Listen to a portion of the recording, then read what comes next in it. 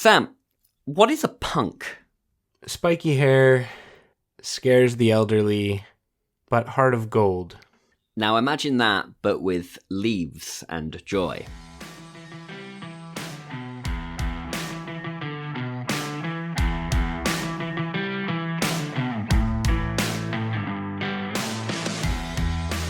Welcome to Revolutions of Our Time, the podcast where we look at protests, revolutionary movements, and see if we can tease out any lessons to help us to fight the good fight.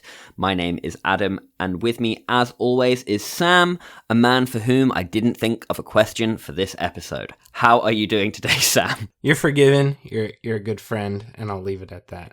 Oh, bless. Glad to hear. I'm also doing good. It was Amsterdam Pride this weekend as we record. Amsterdam Pride is unusual. If you listen to our mini episode, you may have heard that, in that it's not based on a liberatory movement, but was created purely as a celebration, as a festival. And the march takes place on the canal, largely, so it's boats floating down the canal. And this year, there were some protests of the Booking.com float, because Booking.com was maybe the biggest sponsor of Amsterdam Pride, but is, of course, on the BDS pressure target list for operating properties in the, or promoting properties in the occupied West Bank. And so some protesters started to swim towards the boat as part of a protest during Pride and were handled very aggressively. I don't know if you've seen that video. It was not very nice. A woman was pulled out of the water by her hair. It was grim. Oh my goodness. No, I saw some videos of people swimming. I didn't know that was the reason for it. Yeah. Well, today we are going to be sort of continuing a little bit in what we were talking about the last episode that I ran, which is sci-fi and imagining better communities and sort of thought experiments there. But first, as always, we have an Independence Day to celebrate. I've kind of lost track of when these are all coming out. We're recording it on Sunday, 3rd of August. So for this episode, we are going to be celebrating an Independence Day, which takes place on the 17th of August, which is Indonesia. Indonesia declaring independence on the 17th of August, 1945, from both the Dutch and the Japanese. Indonesia was a Dutch colony for a long time. Japan invaded in the Second World War and kind of marketed themselves in Indonesia as a liberatory force against the Dutch. They were quite heavy-handed with their propaganda there, so it didn't really take hold, partly because of that reason. But before the Dutch were fully kicked out of Indonesia in 1942, they'd started training Indonesian nationalists in sort of like guerrilla warfare movements and how to resist the Japanese. Didn't work out. The Japanese did rule, but had planned to grant Indonesia independence shortly before the Japanese surrender as part of a way of causing problems for the Dutch. Independence was declared on the 17th of August 1945, shortly after the Dutch tried to re-establish control of Indonesia with the help of the British, both of whom invaded Indonesia in 1945, stayed for 4 years, officially withdrawing from Indonesia in 1949, following the death of around 4,500 Dutch, 1,000 British, and over 100,000 Indonesians. And there was pressure from the United Nations, which resulted in the ultimate withdrawal of the Dutch and the British. If you are in Amsterdam, they have an exhibit on at the Resistance Museum right now, which is largely about Dutch resistance and also collaborators and just normal people during the Nazi occupation in the Second World War. But they do have a temporary exhibit on about Indonesian independence. Would highly recommend checking that out if you are in town. And I think one of the future potential episodes I'm most looking forward to hearing from you is the Jakarta method, because I know you know a lot about that. And Indonesian nation state building has been very, very, very messy over the years. Very messy, crazy stuff going on there. It'll basically be an audiobook of that book. But I'm looking forward to it too. Episode. Yeah. So, congratulations, Indonesia. Congratulations, comrades. Sam, this is kind of something of a part two. I didn't really intend it to be a part two, but it's sort of a part two to the last episode we talked about, which was around The Word for World is Forest, because today we're going to be talking about sci-fi still, but a kind of sci-fi which has sort of left the realm of sci-fi and become something of a burgeoning political movement in and of itself. Well, you know I love burgeoning political movements. That's why we're here. I do know. And I'm happy to be talking about this with you today. Sam, I've got a picture for you here, and I want you to describe to me what it is that you see. So I see this rural house. You can see a city in the distance, but you're at this rural house.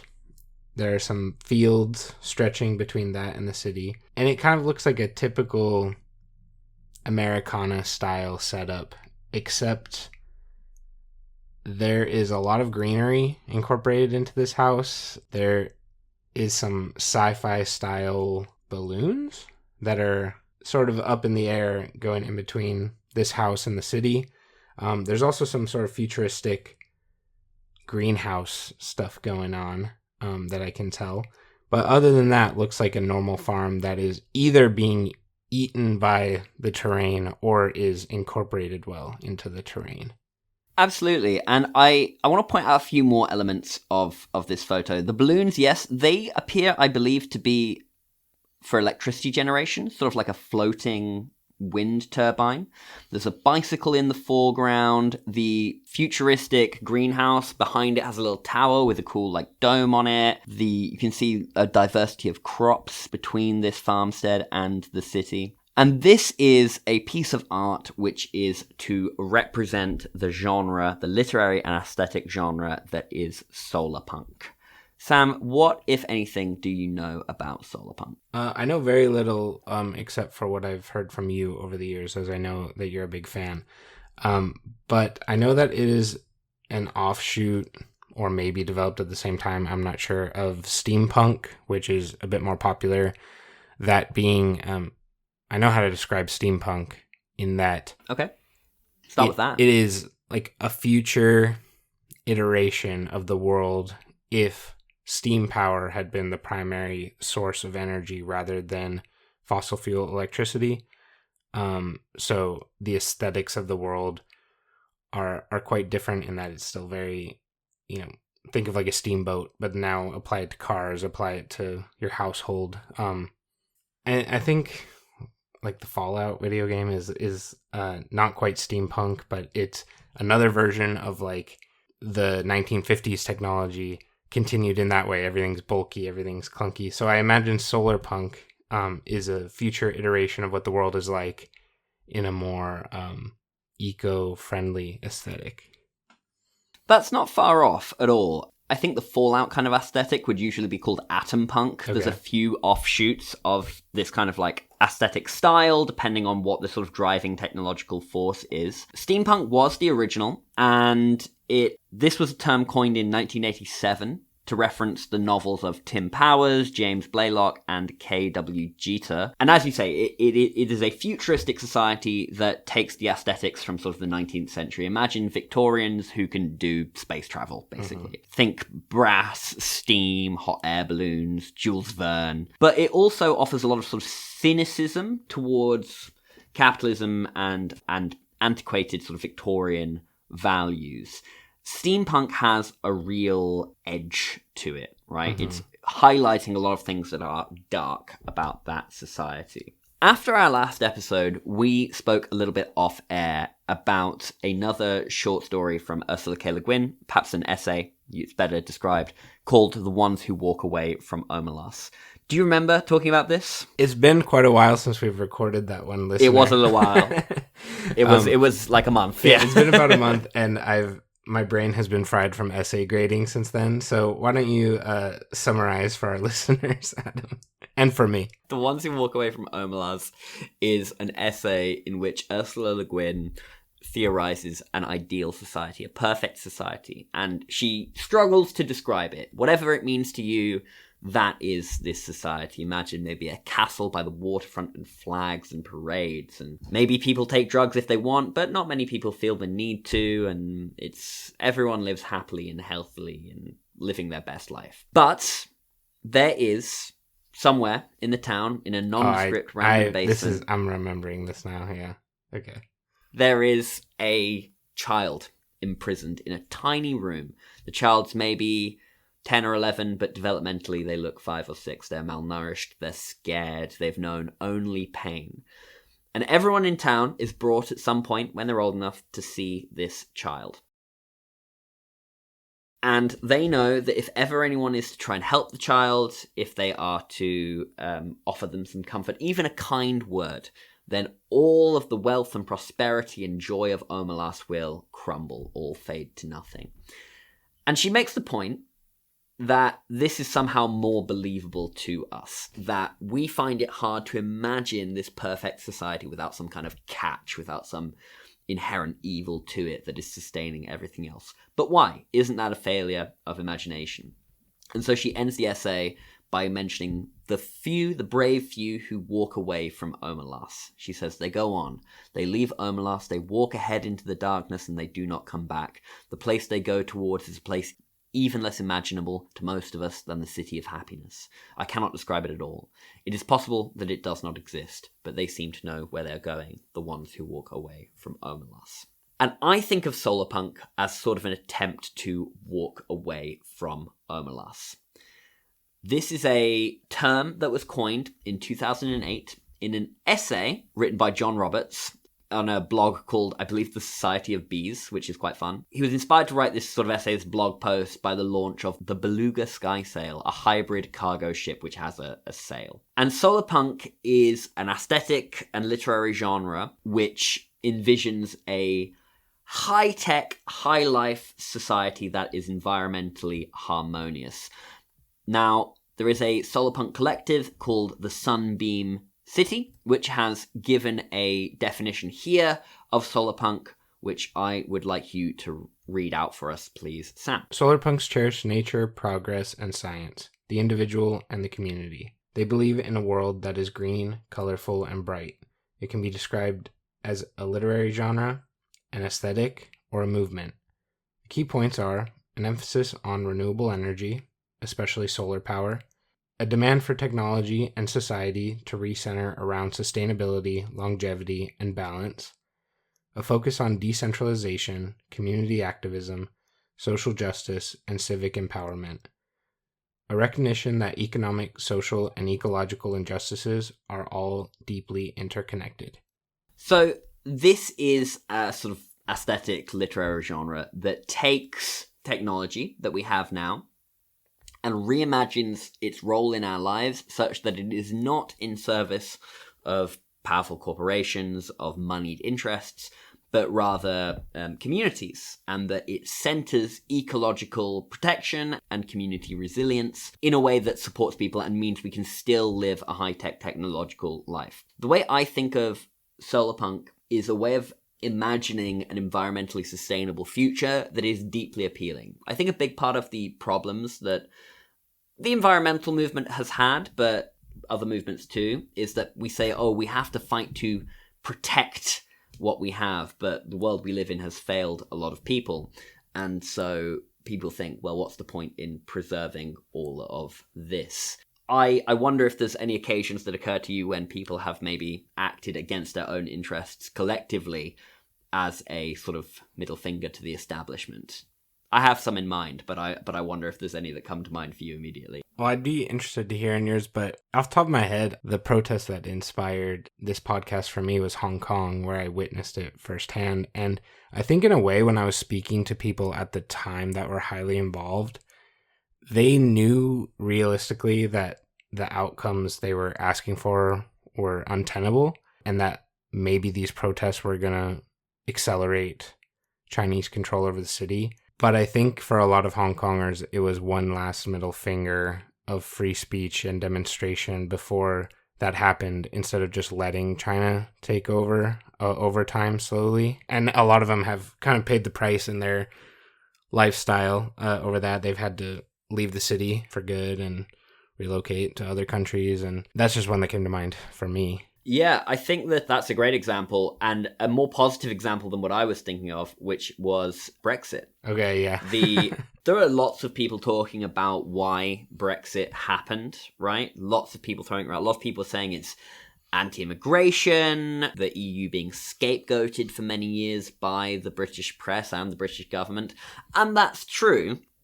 But when I was an undergrad, I watched a short film called Voices from the North, which looked at a very pro-Brexit town in a former mining town in the north of England. And it asked people why they voted for Brexit, and it was very instructive because people basically said, well, since the 1980s, since Thatcher, this town has been getting poorer and poorer and poorer. We've watched jobs go away, nothing come back in its place. We've watched poverty rise. The establishment, the Cameron government at the time, is telling us to vote to remain in the European Union. Let's have a change. Doesn't matter what the change is. Any change is better than nothing. I also think that was a big part of the appeal of Donald Trump the first time around. Donald Trump the second time around, maybe even more so, because Biden tried to return to that old style of governance, which was failing people. Well, I think as you mentioned Brexit, immediately my head went to the fact that any conservative that isn't a capitalist, like a true capitalist, like a person that owns capital and means of production, if someone is not that capitalist and they vote conservatively, they are shooting themselves in the foot. Yeah, for sure. So solar punk is then a sort of utopian vision that we can aim towards. Well, and might I just add that, like, for some listeners that are tuning in and saying, like, well, okay, what does this have to do with political revolution or protest? I think it's good to have this style of conversation, because why protest at all, or why have an ideal of revolution at all if there's no ideal to strive towards at the end? Yeah. So I think that, whether it's this or something else, the fact that there are ideas and ideals that people have for the world, this other way or these other ways, they're all worth exploring, I would say. I agree, and that's sort of where I want to get to with this, really, which is that I think it's important to have something to aim towards, because the point of bringing up people voting outside of their own interests, acting outside of their own interests in order to give a middle finger to the establishment, is because if we say we have to protect the people, protect the order, a lot of people say, so what? What's so great about this? And I think that solarpunk gives us a direction in which we can point ourselves. There is a postdoc at the University of Sydney called Jennifer Hamilton who wrote an article in The Conversation about solarpunk, and she said that solarpunks resist the present by imagining a future that requires radical societal change. Radical, perhaps, but not radically impossible. It imagines a world in which children grow up being taught about building electronic tech as well as food, gardening, and other skills, and people have come back around to appreciating artisans and craftspeople, from stonemasons and smithies to dressmakers and jewelers, and to everyone in between. So, in a sense, solarpunk is a form of utopian movement. And we've kind of just touched on this a little briefly, but what do you understand by the term utopian movement, and do you think they're worthwhile? I think we've touched on this when we explored different aspects of the left, because I think utopian movements are kind of an unknown, scary part of leftism to me, and maybe to other people, because it feels so far away from that. And when I think of utopian movements, I think of sort of anarchists out in the woods doing their own things, and that can kind of develop into some weird situations in our world today. Yeah. But also I think of attempts to do that in urban environments that also have gone very weirdly, like the Capitol Hill community in Seattle and other areas of like Portland and other cities. Chaz, right? Capitol Hill Autonomous Zone, is that what it was called? Yeah.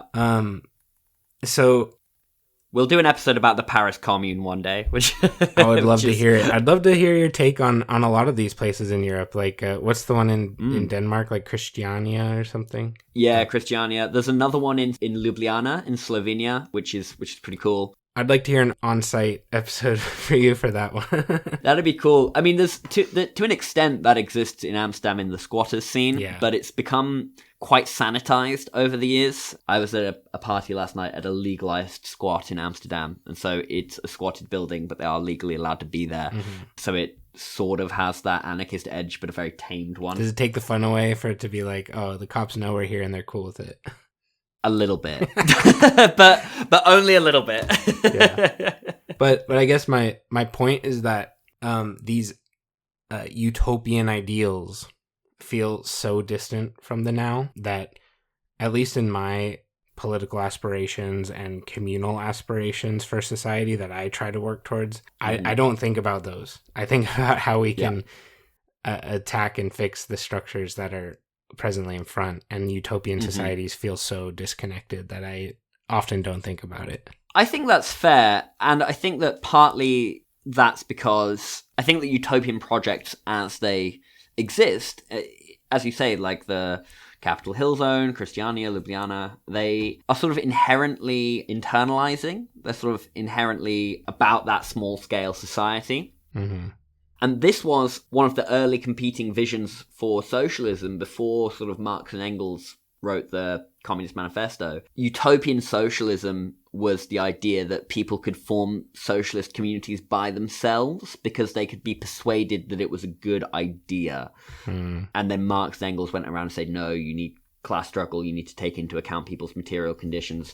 But there are plenty of utopian societies, quite a big tradition of it in the United States, actually. My initial thought is, I mean, coming from the west half of the U.S., where there is still so much untouched land and opportunity for good and bad forms of these little communities, is just time and time again in recent American history, you see these idealists split off from society, and it just ends up being a cult, and it's very weird, and it always ends very violently. Is a bit culty a lot of the time, and that's part of the problem with it. And I'm not lumping it like utopian socialists into this. It's just that form of organization has manifested over here in those ways. So that's maybe where my brain is wary of those movements, of someone saying, hey, you want to go out into the woods and just live like peacefully, man? I'm like, oh, well, there have been a lot of people to say that.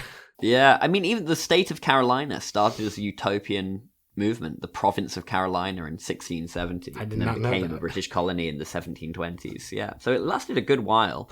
The Wikipedia page for American utopian movements, which is about as far as I got down that particular rabbit hole, lists utopian movements that started in the 1970s that are still ongoing. One of them, the Uranian Phalanstery, follows the ideas of Charles Fourier, who was utopian socialist, who believed that people should live in like these hotels where like different strata of society lived in these 4-story buildings together, and you'd have lots of those. Bit weird, but it does all still Where still is that exist. manifesting? You said still around. Where are these hotels? Where is the Uranian Phalanstery? Let me have a look. It is in New York. It now claims to be an artist collective, which kind of makes sense. It's in the Lower East Side. Okay. Yeah. It just sounds like some rent-controlled people using that as a scheme to keep handing off their leases, okay? Could well be. They've published such titles as The Schizophrenic Bomb, Mischances of Morally Prius in the Universal Mind, and The Biography of a Flower.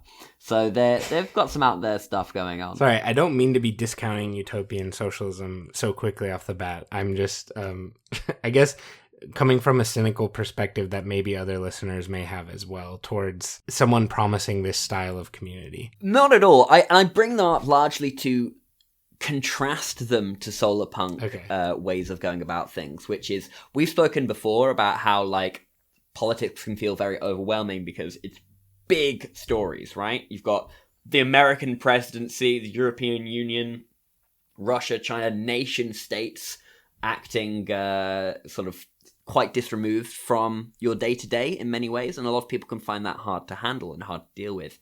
But solar punk really leans into a kind of anarchist philosophy and acting locally and trying to build out from there. So acting within your community, but not receding from the world in order to do that. And in fact, a novel that has been credited as the first solar punk novel, even though it does predate the term by about 45 years, people have retroactively described it as a solar punk novel, is The Dispossessed by Ursula K. Le Guin, which we mentioned briefly last time. I don't think you've read The Dispossessed? I have not. So this is a novel about a man called Shevek, and Shevek lives on a moon called Anaris. Anaris is the moon of this planet called Uras, and Anaris, the moon that they live on, is an anarchist society. It's built on the principles of mutual aid and cooperation. No one can be compelled to work, and the work that people do is for their own interests. All people are fed, and all people are housed unconditionally. In times of hardship, they may be seconded to work in food-growing regions, but otherwise their time is their own. And the only sort of real compelling force on Anaris is strong social pressure to not take more than your fair share and to share the burden of infrastructural labor. Mm-hmm.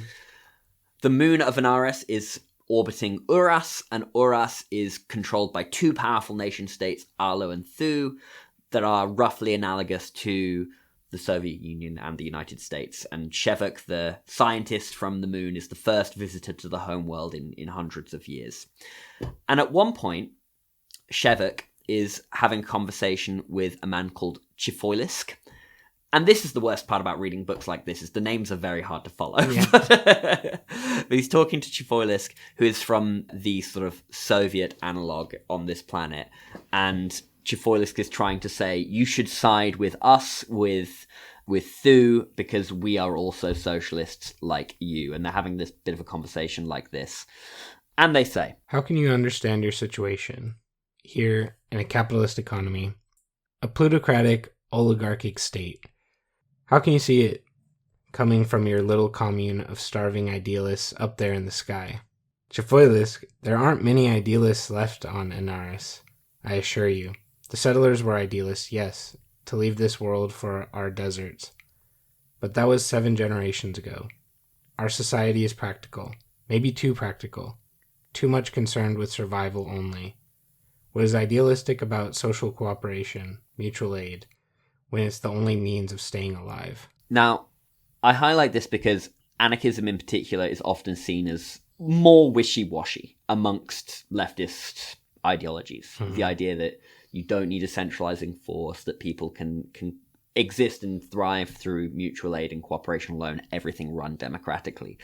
And to an extent, that is true, at least historically, right? Anarchist societies have struggled to maintain themselves on the global stage. There was a time when anarchist movements were very as active and as powerful as socialist organizations in different countries. Mm-hmm. Until the Soviet Union happened, various countries had more dominant anarchist movements. Other countries had more dominant socialist movements. Spain had a very dominant anarchist movement in the early 20th century.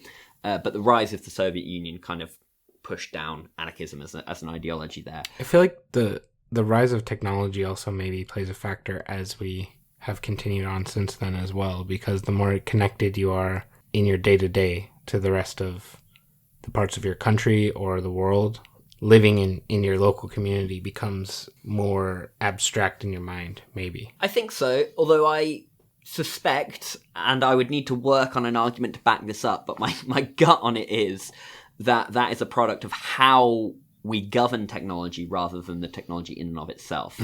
I think that technology can be, and I think that a lot of solar punk in particular lends itself to this, the idea that technology can be used to strengthen community and form links between communities that are disparate whilst maintaining that vibe. That isn't how it's played out, because that is not in the material interests of those who create and control this technology. Yeah, good point. For example, even a sort of more slightly removed example to illustrate the point, but during COVID in the UK, everyone was required to have their COVID pass on their phone, right? That's giving a lot of power to Apple and Google, right? Yeah. Two companies in a foreign country. Whereas if you could create locally scaled things, then that, I don't know, maybe that creates some sense of social cohesion. But perhaps that's a slightly removed example, but it can filter down into things like that, where you're centralizing power in one way that is maybe splitting you apart, and you can distribute it more evenly across a society for more equitable outcomes based on that. I think that example is good. Well, so Solarpunk makes the argument that you can have technology and that it is a practical way of surviving in the world. So I think that this is the other key point about Solarpunk. One, it presents a picture of a beautiful, desirable future. Two, that feels radical but not radically impossible. And three, that it is actually a practical solution to what we face. Solarpunk envisions smaller scale communities that are not necessarily small scale communities, but that you can have your needs met in your local community, and that adaptation to climate issues is going to be managed locally, because climate change is a global problem, but that manifests itself very differently in different parts of the world, right? Some places you'll be looking at more risk of flooding. Some places you'll be looking at overwhelming heat. California, you've not got enough water. We haven't had a lot of water in Northwest Europe this year, but it could rain a lot. It could be an overabundance. And there are going to be various different issues that are going to manifest themselves differently in different parts of the world. So I think that the practicality of this movement is important as well. And I think I cut off your point earlier, but this is feeding off of the anarcho ideas of the pre-Soviet Union era? Not necessarily. I think that it's feeding off of anarchist ideas in general as it's developed into a more of a political movement. And I think that will become clear in a moment when we talk about how that can sort of practically manifest itself, what actions are solar punk. Okay. But the point about pre-Soviet anarchism is just to say that anarchism used to be a much stronger force, basically, in terms of leftist movements before the Soviet Union, and the success of this Marxist-Leninist Soviet state meant that was more of a model for people, because that succeeded in taking power in a country and then becoming the second most powerful country in the world. Yeah. I think maybe you'll touch on this, but I think the dangers of anarchism, when it is not the only applied idea, is that if you break off into these small communities, what's to prevent? This is a quite conservative argument for strong military and things like that. But in this sense, it is a real threat that a bigger capitalist force, you name it, just rolls over these small communities, right? Who have willingly made themselves physically weaker in their organization. And then the stronger one has come in and implemented their will.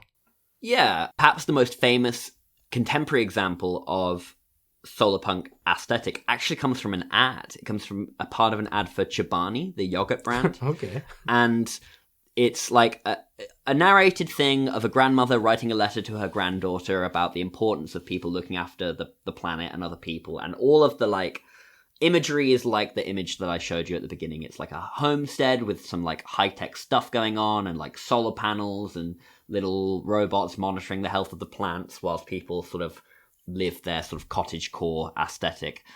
And it raises the question, is there a risk that solar punk aesthetics will be appropriated by corporations in order to profit off of this very lovely artwork and make money off of it? And then by doing so, water down the movement in itself? And I think the answer is almost certainly yes, right? Every time I see a T-shirt with Che Guevara on it, I wince a little bit. Yeah. But I was wondering if there are some examples you can think of when a countercultural aesthetic has been appropriated by money-making forces. Oh, yeah. I think as we've entered this sort of icky realm of content creation online, I've started to notice other leftist creators, and you can kind of tell which ones are abiding by what they stand on when it comes to merch. Because I mean, a lot of creators don't sell merch, and that's cool.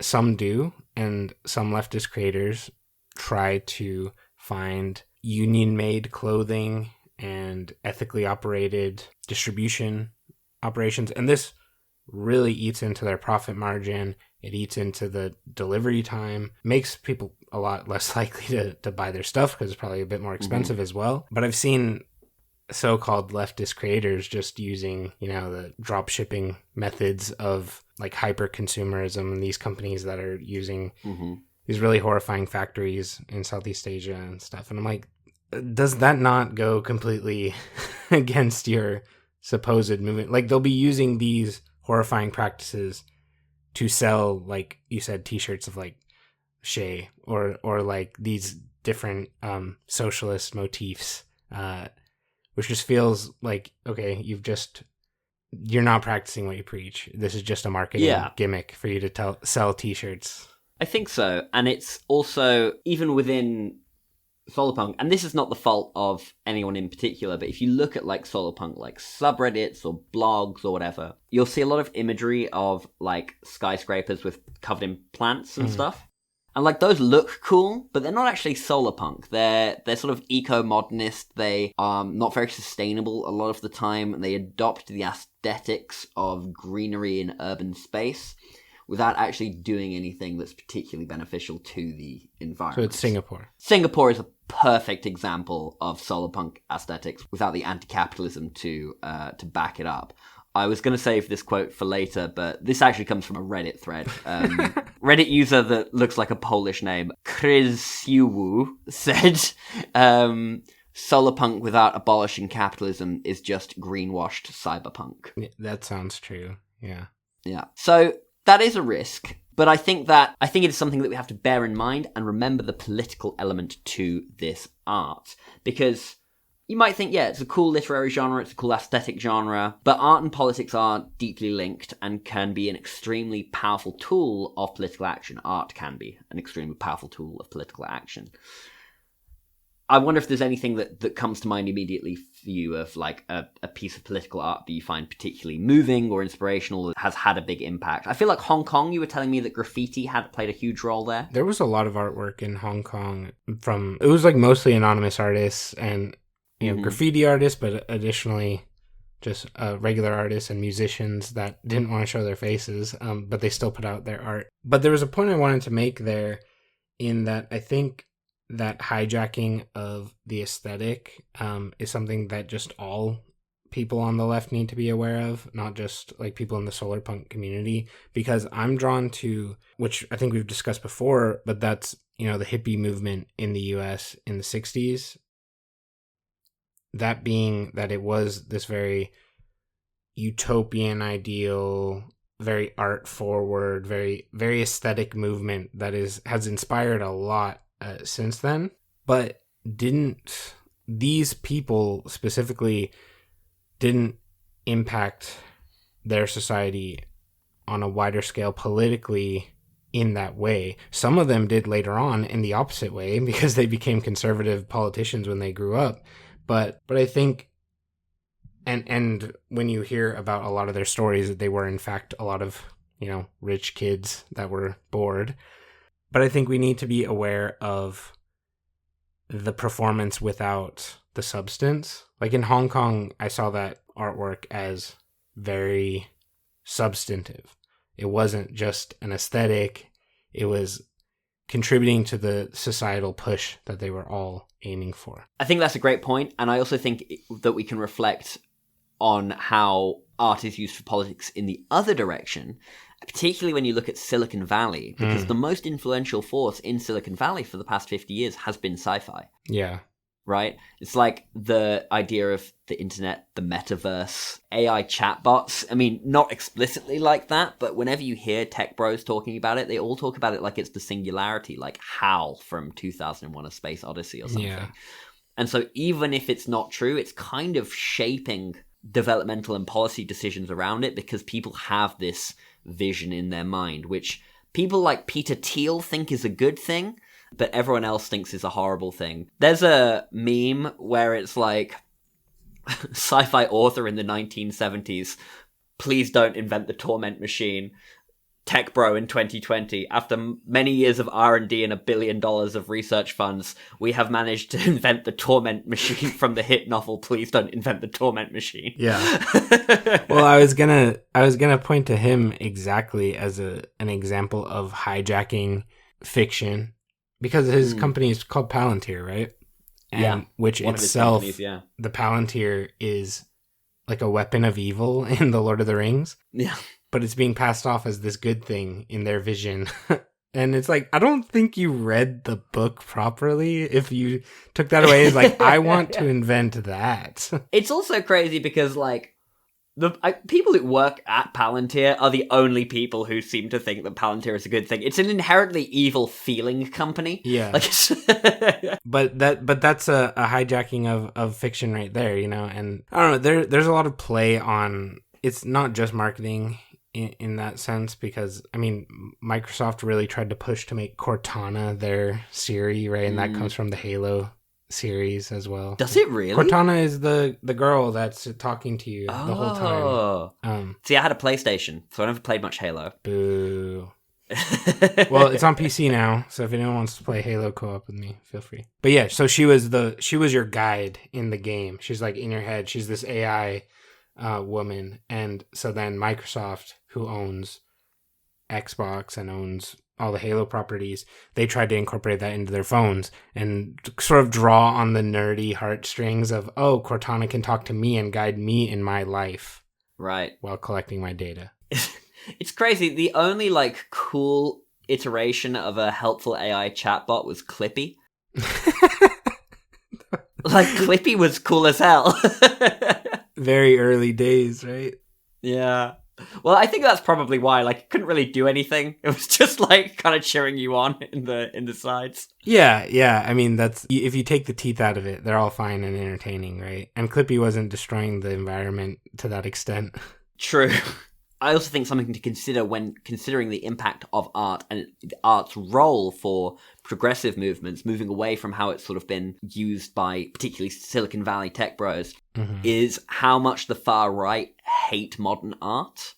Like Hitler famously hosted an exhibit of modern art, which he called degenerate art in Nazi Germany, to show like how subversive it was. You see like AI, quote unquote, art being used by a lot of far right parties to create images of not only idealized pasts, but pasts that could never have been. Yeah.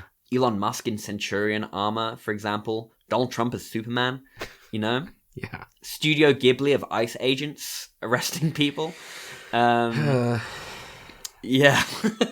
So they hate art, and art, therefore, that makes it a good. Well, that just shows in the fact that they're so willingly and brashly using AI generated. It's just scraping art styles that other people have worked hard on, right? Just the fact that they're using that shows the disrespect for art and artists, in that it's not about the creative process of making it, and it's not about the expression that it represents. It is just solely this image that they want. I also think that modern art in particular requires some sort of appreciation of art or some contemplation about it, and that a core part of a lot of conservative messaging is around having common sense solutions, and by being presented with art that is not immediately understandable in a common sense way, that is a real threat to the whole project there. They're the real snowflakes after all. Yeah, exactly. Get that boot on a pedestal out of here. I don't get it. Well, I mean, the key example of something that conservatives really hate was Marcel Duchamp's The Fountain, which was just a urinal that he put in the Met in New York, and it said "Art Mutt" on the side, and people were like, "What? How is this art?" And he basically went, "It's in the Met." Of course it's art. It's in the Met, which was a great retort. And I think that we see this all the time. I think that particularly with music, you see like art being very political. Kneecap, Bob Vylan, these are real things that are experiencing government censorship because they have the power to change people's minds. They wouldn't be repressive if they didn't have that power. Right. I mean, that's the kind of what I tell people about socialism in general. I'm like, okay, well, if it sucks as bad as they say it is, then why don't they let it play out and show us that it's terrible? They have to spend hundreds of billions around the world, like in the past decades, to suppress something that itself will fail. So, Solar Punk has been this literary movement, and as we've discussed, there is some value to having this utopian artistic vision, something to orientate ourselves towards. But as I told you, there are some ways in which Solar Punk is now leaving behind being an aesthetic and literary genre, and people are taking steps to produce Solar Punk outcomes in the world that we live in now. And so I want to go through here at the end some ways in which people are acting and which ways that listeners can act in order to bring about a solar punk future. Looking forward to this part. Yeah, so first of all, caveat, the impact we can have as individual consumers is very limited. You can vote with your dollars, but then of course people who have more dollars get more votes. Solar punk is a lot more anarchist. It's all about mutual aid, doing things yourself and with people around you, building community resilience. And it's about acting on a local level. And importantly, and this is the punk part of solar punk, doing it without permission. Punk implies a sort of subversion. Punk works of art, cyberpunk, steampunk, solar punk, they have something critical to say. And punks like to act. It's very much ask for forgiveness rather than permission, and honestly, maybe don't even ask for forgiveness. And this was something that I experienced when I was at Extinction Rebellion meetings, and people were like, yeah, people often come here and say like, oh, we should do this, and the response is always like, yes, you should do that, because a lot of people have ideas, but making it work can be a different beast entirely. You have an initiative, you do it yourself, and particularly this works in an urban space. People need to remember that the city belongs to them, right? We need to assert the right to the city, and especially the public spaces within those cities. Now, chances are, wherever you live, if you live in an urban space, there are probably already some initiatives in your area that you can get involved in.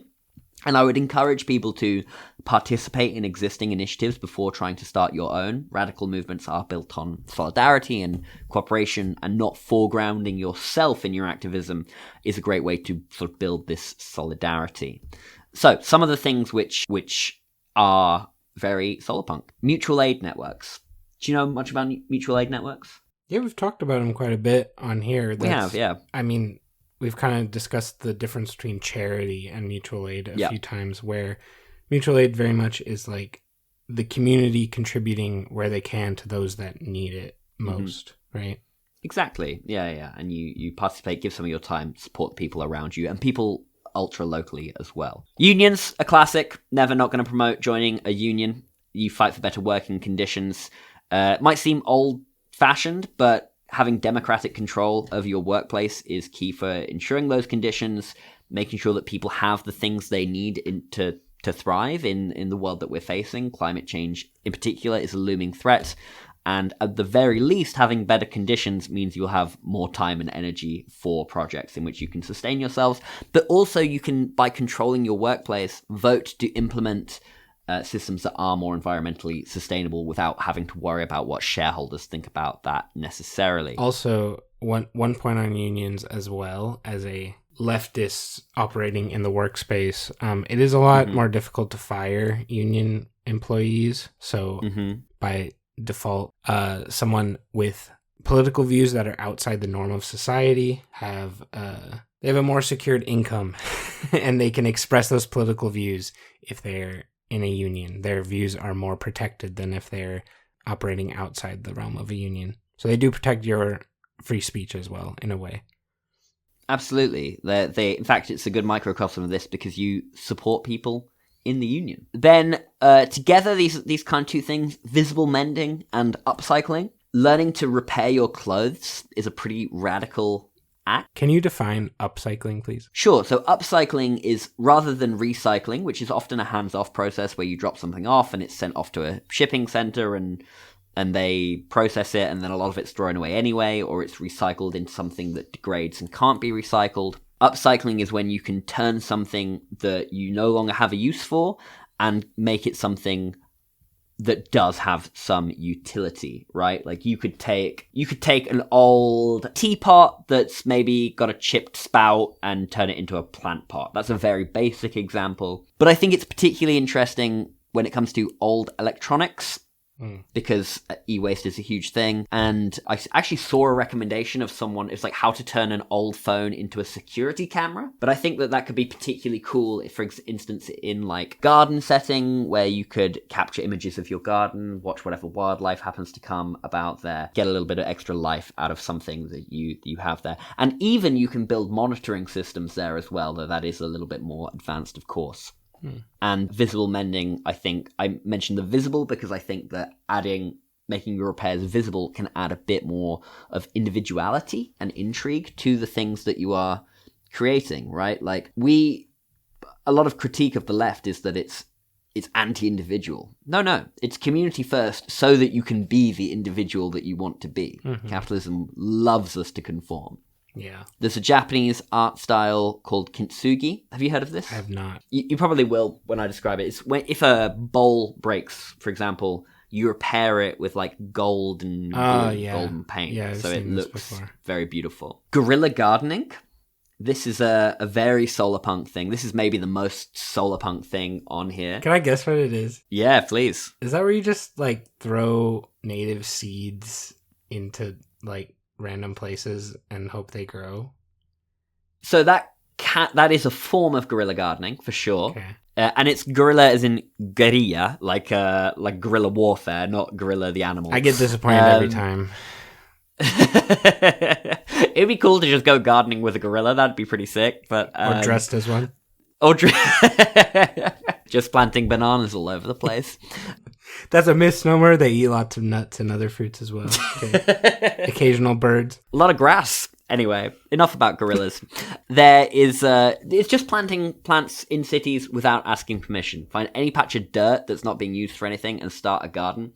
Bonus points if it's a food garden that can feed people around you. There's a guy called Ron Finley. I don't know if you've heard about him. He calls himself the gangster gardener.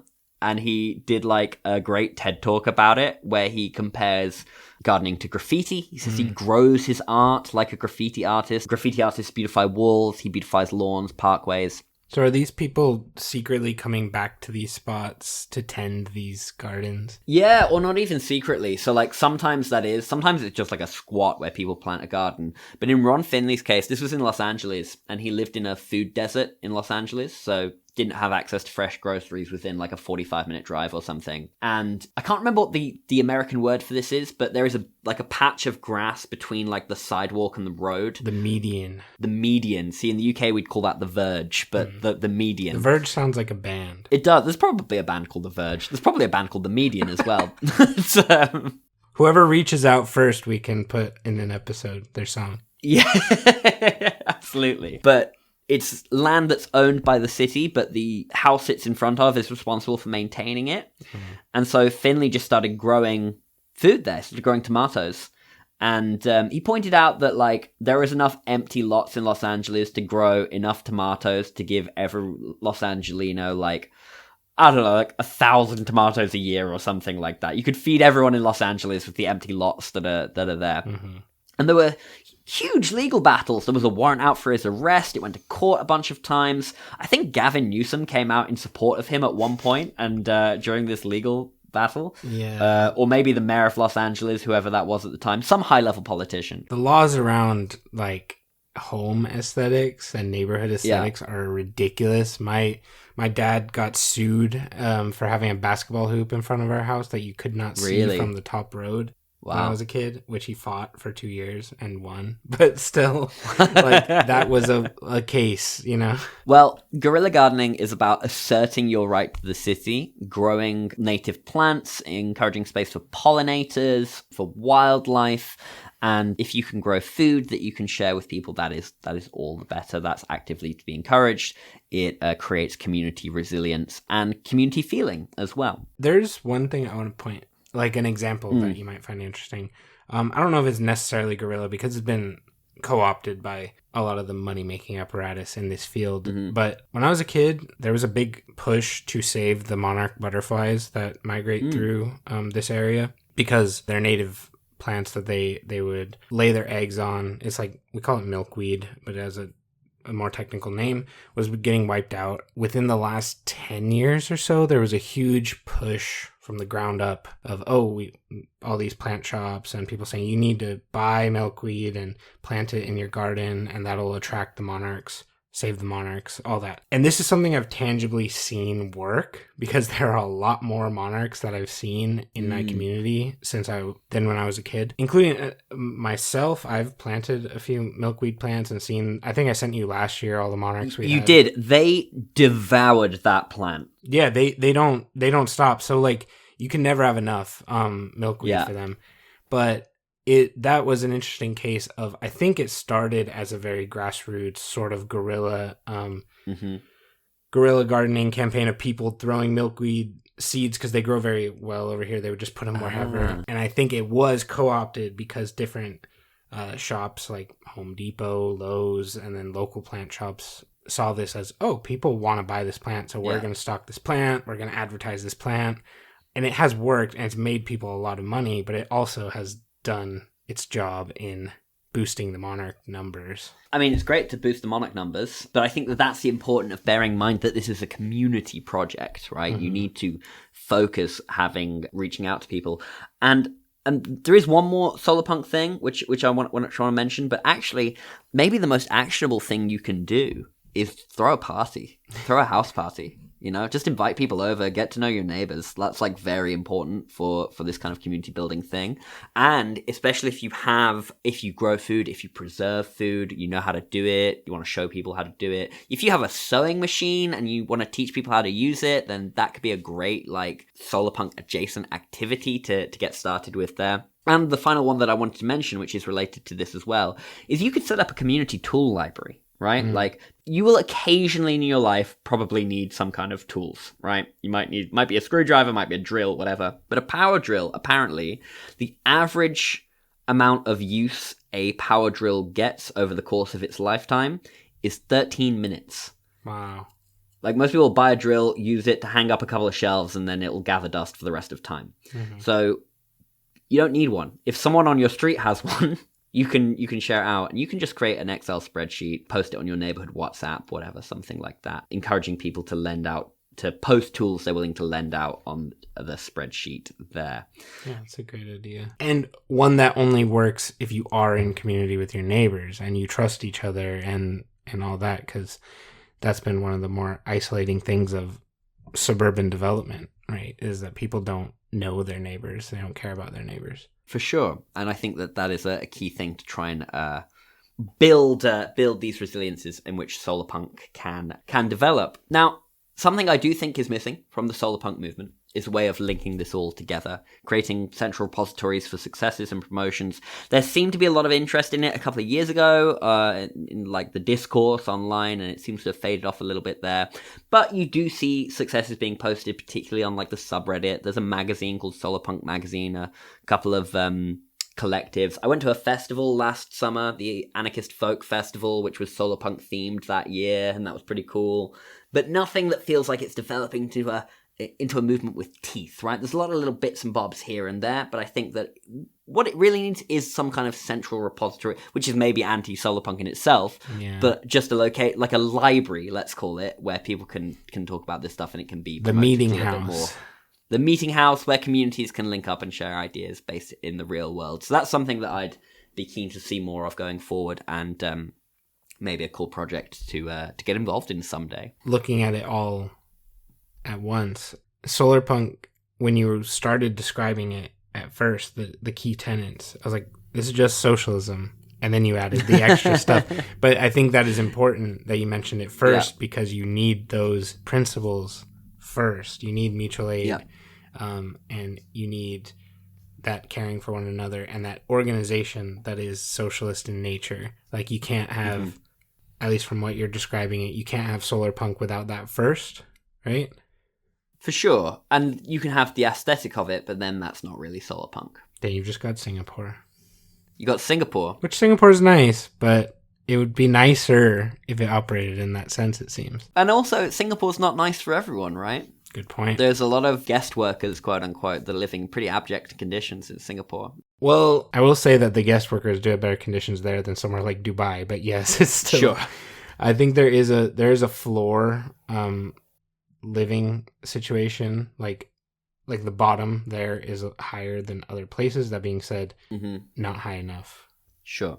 But walking around, it does look like, when you see all the high-tech skyscrapers with moss growing down the side, it does look pretty cool. Well, that's part of the point, right? We could have that aesthetic whilst walking away from Omalas. Well said. I think that's a good place to leave it. I have a quote here to wrap up with from Noam Chomsky. But until then, thank you for podding with me, Sam. Thank you for listening, dear listener. I hope you take some of these points, go out, meet your neighbors, and together develop tools to keep fighting the good fight. And share those tools once you develop them. Yeah, exactly so. And to take us away with Noam Chomsky.